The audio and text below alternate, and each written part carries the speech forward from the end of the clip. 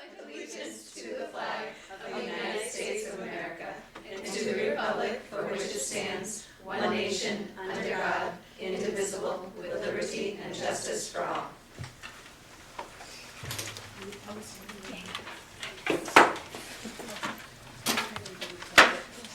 Holy moly, I think I do, I think so. You have an extra one. I think so. We're just gonna give them a minute. That's fine. We've been solving these problems in a while. So, I want to have, Me too. no, I just might, we'll get there. I love to know my desk. All right.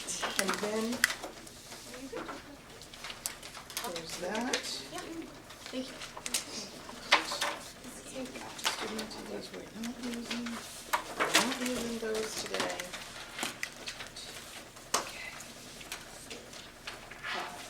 Sam, that's one set for everyone, and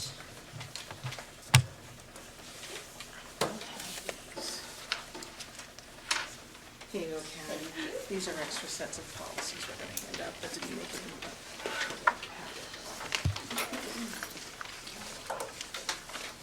Sorry. No, you're fine, it's okay. Welcome everyone. So we're going to start off today with the approval of minutes for regular session from September 4th. Do I have a motion to approve? So moved. Do I have a second? Second. Is there any discussion or edits to these? Just one comment under new business, it says none, but then there's a list, just to strike none. Yes. Let's move to do that. Say that again? Under new business, it says none, and then she wants to just move to strike. Yep. Okay. No other, hearing no other edits, all in favor? Wonderful. And did we? No. Financial report? No, so I will just tell Yep. you verbally, we still don't have them. Okay. We've had it, we're still, well, two things, the perfect storm has hit us. The first month is always crazy, we still are waiting for some final information on out-of-district tuitions. So we haven't got those all encumbered, and we had turnover in bookkeeping staff at the central office, so we are not as encumbered as we usually are at this point in time. So we will have a nice, clean, pretty report for you by next month, and I apologize. If actually, I may send, when we get it all straightened out, if we get it in the next week or two, I'll send it to you all anyway, just as an FYI is where we are, and then update it again when we have our November meeting, Okay. okay? Okay. Any questions on that for Deborah? Okay. And then moving on to the communications. So in here is just an FYI, I think there was probably some conversation last month around bus assignments and communication thereof. I believe this is on the website, and It went out, I don't know that it has made it to the website yet, or the handbook, but it will be in. okay, but it went out to families. It went out. Just to clarify, most of this is actually what was in place last year, and I think we were probably a couple weeks into last year, we had to tweak it a little bit, and again, we want to allow for exceptions occasionally, but we are certainly, have been for years, struggling having the liability of knowing where every student is at any time, and the constant changes have been problems. So this is what we've been working off of, but we did not share that with families this year, so we have by now. Yep. Yeah. Okay? Any questions on that? Great. And then moving on to the principal's report. Mrs. Head. So we do have our enrollment figures posted there. Definitely some decline, but you need to add the other 12 students into that number to give us our actual number. Those are children that are here from other districts that are in our programs. We welcomed a new custodian, Nicholas Penaway, who's joined us. MCAS information, the embargo has been lifted, so it is on the student profiles. We have some things that we'll discuss next month, as we always do. And you will be getting your parent reports via Backpack Express. They are going home on Tuesday. We'll send out a bright arrow message reminding folks that they're there, but you will be receiving your child's reports next Tuesday. Our early release professional development day, we do have access to preliminary MCAS data, so staff actually, many of the staff members worked on that analysis, Review 360 training, safety care training, and other initiatives.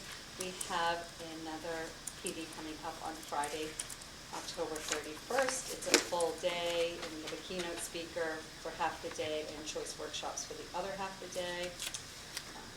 We've had the half day, which is always a success and great fun. The PTO, as you may know, is partnering with the Girl Scouts to do trunk or treat here. Girl Scouts have been doing it for a while.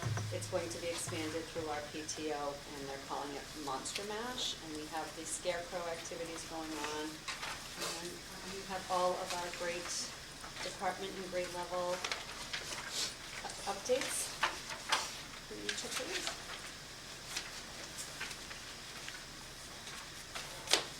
Couple questions. Actually, the first one is just a comment that all grades seem to have lost a few students. Is that we anticipate it kind of staying in that I think spot? it seems to look that way. It's hard, I think we talked about this maybe at an earlier meeting, but, there was Central Mass is actually experiencing this. Wachusett Public Schools for the first time is now accepting school choice because their enrollment figures are so far down.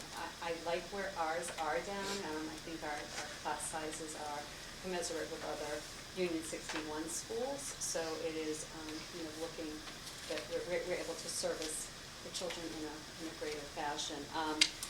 But I don't know. I mean, I had Amanda do census data for the next 3 years, trying to sort of looks like that's what's coming down the pike, but we'll see. We had far fewer new enrollments this year than we've had the entire time here. We usually average about 50. I think we ended up at like 23. Yeah. It was definitely a quieter summer, only in that perspective. And our withdrawal numbers were similar to what they always are. So that actually had a There's a lot of houses for sale right now, not sure if that. Yeah, no, there's definitely a little, decline. Well, and interestingly, pre-COVID, a lot of the communities in Mass were starting to feel that decline, and Sturbridge wasn't. The 1 year just before COVID, we were just starting to feel that decline.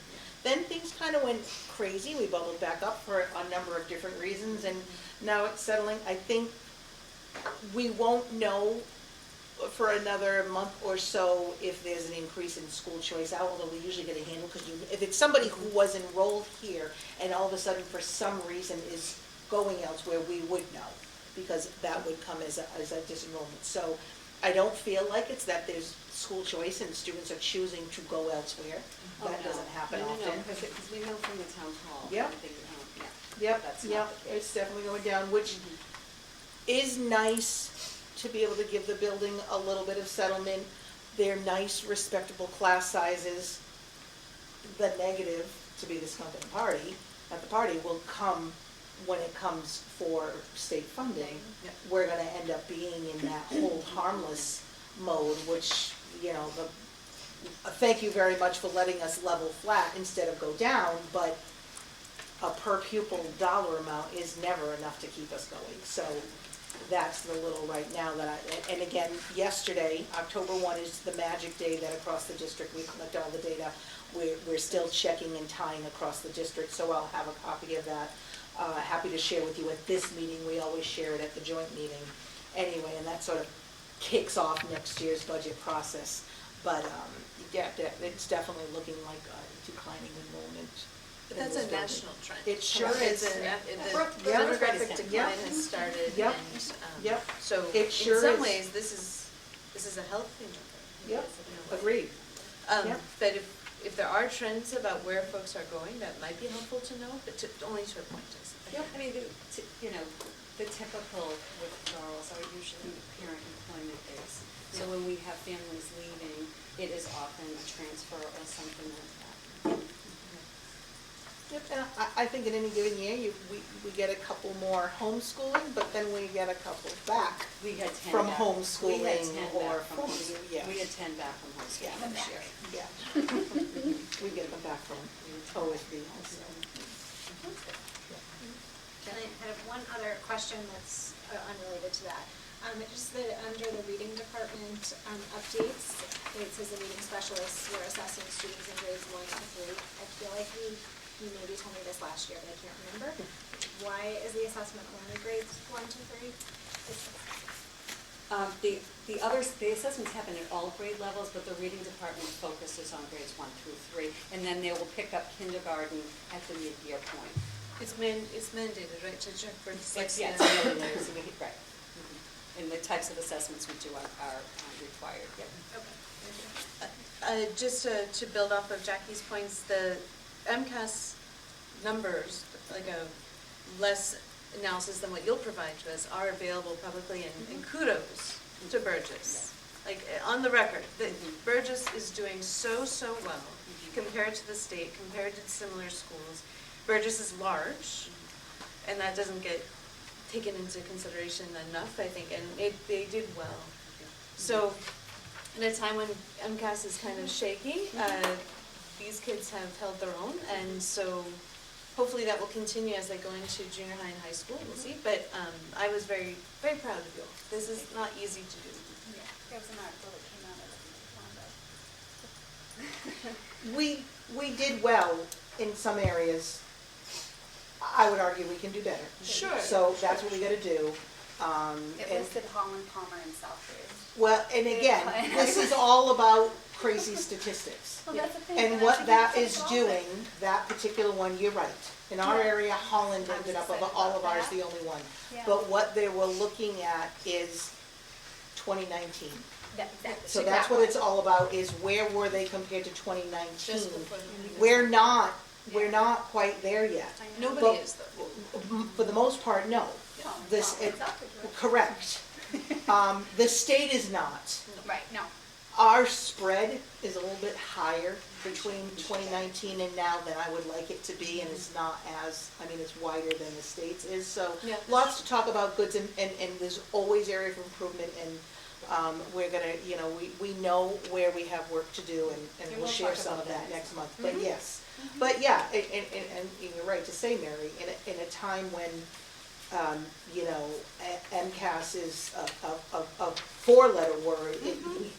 You wonder how, and it's still an important assessment. The data is useful, and we don't want to lose track of that. So it is important, and I think a lot of folks were worried about who would actually still consider it important enough, and that it's up to us to message that it is still an important data point that we don't want to lose track Are of. there some districts up in our elementary that you know of that are still requiring it as policy to graduate? No. So, that's not true Yeah, yet. that's not true. It's not a Yep. statewide mandate, but there is. Yeah, it's- Graduate schools competency, and we will Yeah. report to you by next month. Tantascwa will have had their first reading on 2 policies. can- Okay. They have to put a graduation requirement Right. policy and a competency determination policy. Okay. And most folks just didn't understand the difference between the two. Correct. So competency determination, it is on us / me to read the statement that I am confirming this class to be competent in the areas of, and it's the reading, math, and now is science, and gonna be history. But MCAS has been used to deem competency or not. Right. The only thing that changed with that vote is MCAS is not required to pass, but now it's on us to say, what are we gonna deem competent? Correct. Yeah. So never mind, you passed all these courses to meet graduation requirements, it's a separate statement to say, and they've met mastery in these core content areas. So they're gonna have to report too, and I'm not gonna go into what the recommendations will be before the Tantascwa committee gets it. No, but I we'll was just report that wondering to you. how that was. However, how was that? before that vote was taken, some school committees across the state did have their graduation requirement to pass MCAS. That's what I thought. That's still legal, and that Yeah. still exists in some committee, it's not the competency determination. That's right. But if they say graduation, you have to take these courses, you have to get this number of credits, and you have to pass MCAS, there absolutely were some districts who had that. They're all evaluating now whether they're gonna keep that or not. They have certainly the right to do so. Right, okay. My suspicion is there might be less Yeah. that stated that way, but it is still absolutely an allowable. It's just oddly a separate conversation of competency determination. Yeah. I was just curious. Yeah, I was yeah. just curious. Yeah. There's an email about that came out this afternoon from MASC about the committee that's been brought together to talk about that. Okay. And it's an opinion piece on how they think that's going. So, Okay. Thank you. But we are, every single school district, high school district, Yeah, many folks, are required by December 30th to have submitted to DESI both policies. Okay. The And they graduation will be posted publicly for everyone for every district across the state. Because they're policies, they require 2 readings, so our plan for Tantascwa is October and November. So that we're well before the December 30th, and if there's questions, challenges, or snags, we've got some time. Sorry, I didn't. No, that's Get fine, off it's track good there. stuff, it's good stuff. Okay, and then the January. Yeah, so, Sorry. Mrs. Pelly beat me to the punch on the PD, just to remind folks, it's a PD day, a full PD day on the 31st, which means you all have your goblins and ghouls at home, not here, which was a bit exciting, but sorry. There were some principals who like just, they dread it every year, worrying about that, so, well, we're not worrying about that. But that will be hopefully, we all agreed to push it a couple of weeks, usually it's a week or 2 earlier. It's great to be able to have a little more time to get caught up and settled, and then we kind of do a flip. We have a presenter who will present to the elementaries first, and then they go to their flip-flop, I don't know which it is. And then there's kind of the menu of different professional development options that they will have registered ahead, and then it flips the other way, that presented for Tantascwa, and they'll do their menu first. So I hope it's a good day. We've always had, not always, but mostly had lovely weather in the middle of October, so hopefully the weather will still be decent, because we do run sessions both sides of the street up at Tantascwa, so we like the nice fall days for the crossing of the streets if they end up on different sides of the street. The November meeting is a little bit of a challenge, because I don't think any of you want to be here on, January. I don't think any of you want to be here on January 1st, which is when our meeting would be. So I did want to put on here, and as early as possible, figure out when we could and should have it. I will share when my other standing January meetings are. Now, remember, that's when we have our first unveiling and discussion on the budget, so it's a pretty important meeting. Unfortunately, to just push it a Thursday, I do have another standing committee meeting the following Thursday. So I'm not sure if you folks really like Thursdays. We could perhaps look at the 15th. If you're not married to Thursdays, Monday the 5th, Monday the 12th, or Tuesday the 6th. What, throw dates out? I cannot do Tuesday the 6th. I prefer no Tuesdays. And I Okay. cannot do Monday So the we 12th. avoid Tuesdays. Monday the 5th would be fine. I can do Monday the 30th. Monday the 5th. Does that work? Yep. Okay, so it'll be still early in the month, which is great. All right. 6 o'clock? Does that work? Does that work? Yeah. Okay, great. Then we'll get that out. The earlier we post it, the better. And we will continue to, what we've done in the past, especially Katie Lynn, is I will likely try to send out the proposed budget just before the holiday break. Yep. Usually with a loving note that says, do not open until after Christmas so you can enjoy your holidays and then have a chance to read through it a little bit before we sit here. But when we come in January, we will go page by page to give our recommendations and talk about what is or isn't in the recommendations. And it's really your meeting to ask questions or poke holes a little bit at it. So it's not a voting, January is not a voting month. It's a, let's talk about what's happening and what our proposals are for next year. Okay? That's it for me. And public access? Closing public access?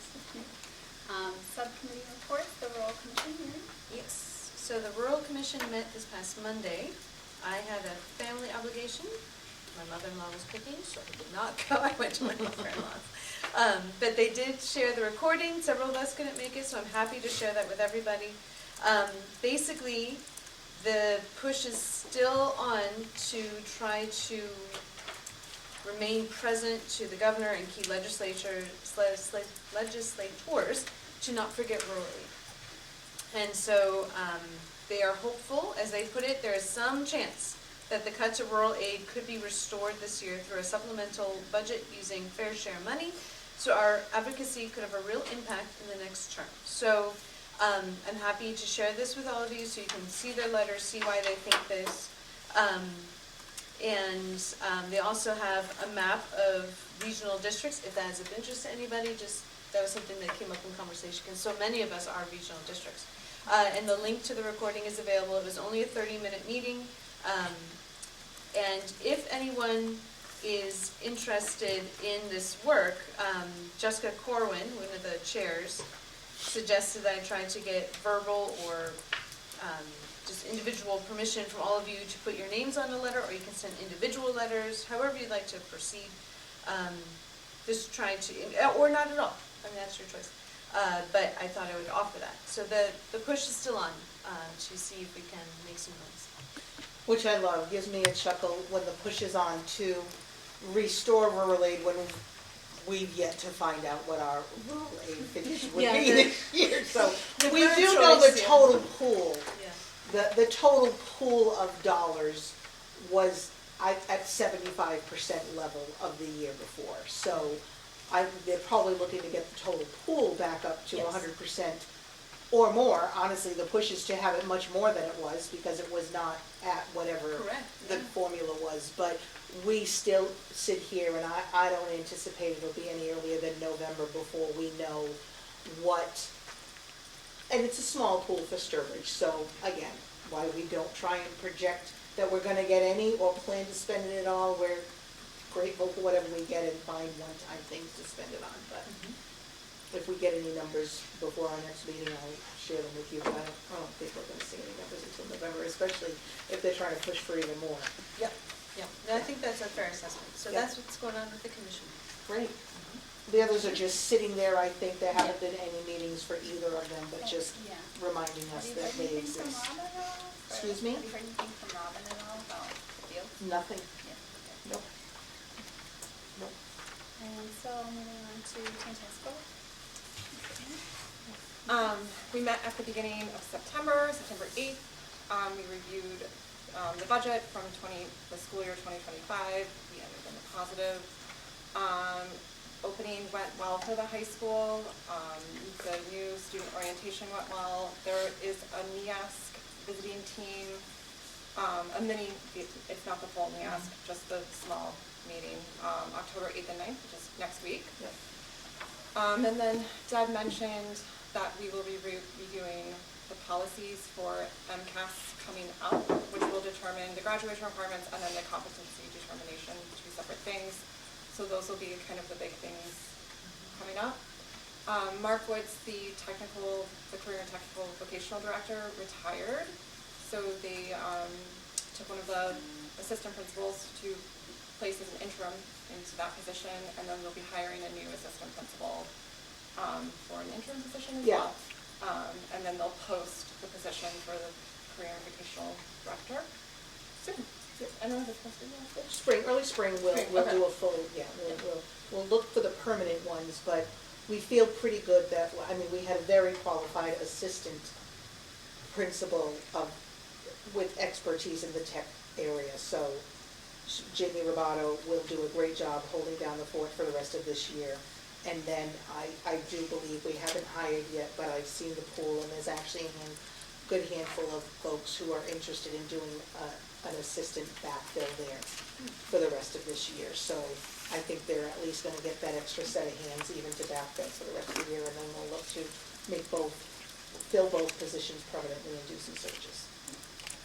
Thank you. And then we have unfinished business.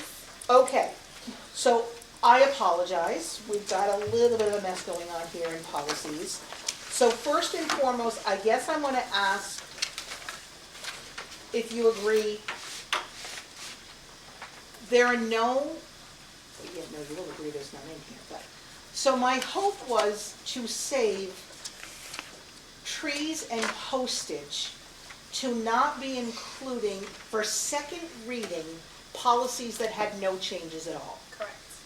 So I was under the mistaken impression that there were no changes to this first batch, which is why none of the unfinished business is in the packet. So I apologize for that. I have since handed out packets. I believe that there are 4 policies that did have small changes. And those are the 4 that I just sent out. And I'm happy to share my references on what changes there were, unless you all or Jackie has. I believe for EFC, there was a section that was proposed to be cut, and you chose, you didn't want it cut, the probably second paragraph here. No, I don't think that Let me was, see, EFC, I have, Sam, I had it as EFD. Do you have that written down? Or did you not write it down? Yeah, It was the, EFD. but we don't have that in. Yeah, I don't think EFC had changes before. So, yeah, I didn't put any notes on I was EFC. gonna say, I didn't put any notes on EFD either. okay. So what I had on EFD was just that. See, It what says I'm minor looking at, the changes. difference between the one I have, so I guess I need you to confirm. Okay. The proposal, this is the packet from last month, which is what I pulled. And I did find that the suggested changes actually were given to Carol Cresco, so she had changes that I just didn't realize there had been any of. What I'm looking at that was in her file is that second paragraph. It looks like there was the recommendation to strike 2 lines at the very beginning, but then the recommendation was to strike that second paragraph, but it's still sitting here. You're talking about EFD or EFC. Oh, we're talking EFC. EFC, the packet that I just gave you,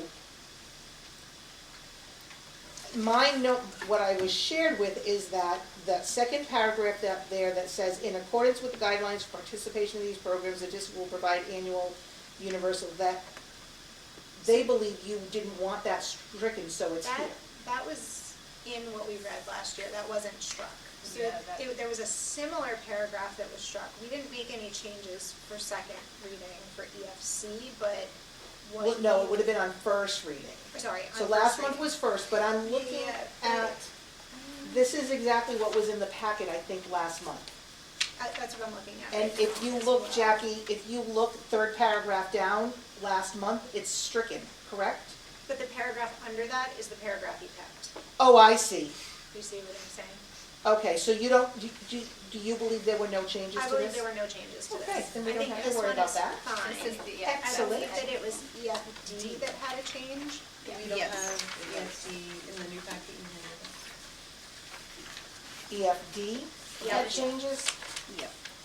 It's on the the old one, that's what the changes What does it It say that was, the changes it should was be? just a clarification that it said if parents, guardians have issues with student purchases, they should contact for assistance. And we just said they should contact Yeah, food who would they services. contact? That was the Food only services. change, was just inserting who they should contact. Insert contact food services. EFD, insert, Yes. is it on there? No, I didn't just put recorded, but any changes were made actually. But it was EFD. Contact GC. food services, so you all have to decide, and again, I apologize because I didn't print that one. If you're good voting on second reading with food services, with contact food services, we can take that vote and clean this up before posting it. If you'd rather hold, that's on you. I didn't see that on your list of changes, so I apologize. Professional staff, it appears, hold on a minute, it is the responsibility.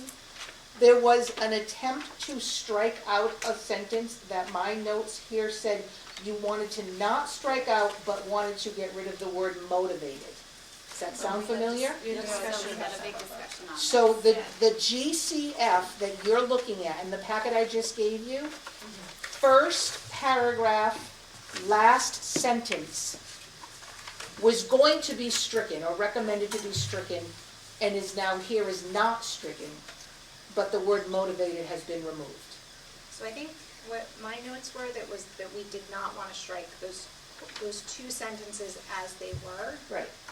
But the first one into the second one. I don't have that we didn't want motivated. Yeah. Yeah, we wanted to keep motivated, we just wanted to keep that whole. We basically didn't want it to paragraph change. As it was. You just So wanna leave it as it GCF, was. We were gonna keep as it was. We just had a Both lot of of them? discussion. Yeah. Oh, was there a lot of Just- conversation It was a about lot it? of conversation, so this one, this paragraph in GCF Yeah, which is, was going. did you also want to keep the first one? No, That yes, though? just being Get rid of crossed that. out, keep motivated though. Okay. So just add the word motivated. I thought- into So, that. thought we so there are wanted- no we wanted changes to both? that one then? I'm trying to find it. Through the So employment it's- policies, which the we already district will did. strive to attract, secure, and hold This is qualified one about personnel. strong program. Yeah, no, Yeah, so- I didn't want to strike it. We So didn't, we were we had not agreed not to strike striking. any. Where- Either So one. did you Oh, in you the did end wanna keep, vote yeah, on that first was- reading okay, so exactly don't- what's in the so keep packet after everything. all of the, Yeah, okay, So my mistake. other than not striking that, I'm sorry, we not don't striking want to that second strike line? either of those two, and then otherwise it's, so basically if you don't strike either thing in there, that's what we want. Including that very first We want line? to include Yes. the first line, and we want to include the last line of. Yeah, So we're I'm going gonna, back I'm to the gonna put this amended on adoption unfinished of business for June. you Okay, yeah, that's again, fine. because Yeah, so I want you to have a cleaner Yeah. version, yep. Okay, so that one is GCF, bring back. Bring back, not striking anything, Yes. really, so The it June really 3rd, ultimately, 2024 version is the one we want, from June 3rd, 2024. the exact same thing and not striking Same thing. policy from Okay. 24. And Did so, we get to see it? did you vote We voted. to just consider it reviewed, or did you vote anything? No, we You voted. just, because like, so you voted it on first reading as is, As amended. but yet it wasn't But amended. it wasn't amended. Am I right? Yeah, Yeah, I guess I hadn't thought of it that way, I suppose. yeah, I don't think we thought about it that, in We that. didn't. There was a lot of back and forth in that meeting. Okay. Let me, even if you voted something on first, if you don't vote on second, it doesn't count. So when we do these second readings, we're just gonna totally exclude that. And I'll probably bring it back and list it As a as reviewed, Yeah, that's fine. okay? That works.